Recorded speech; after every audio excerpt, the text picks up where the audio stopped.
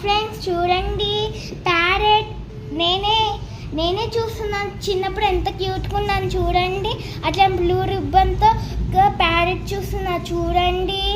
Parrot ఎలా నడుస్తుందో చూడండి. చిన్నగా బాగుంది కదా ప్యారెట్ గ్రీన్ కలర్లో. నేను చిన్నప్పుడు ఫస్ట్ టైం చూసా ప్యారెట్ని. అది గ్రీన్ గ్రాస్లో నడుస్తుంది చూడండి.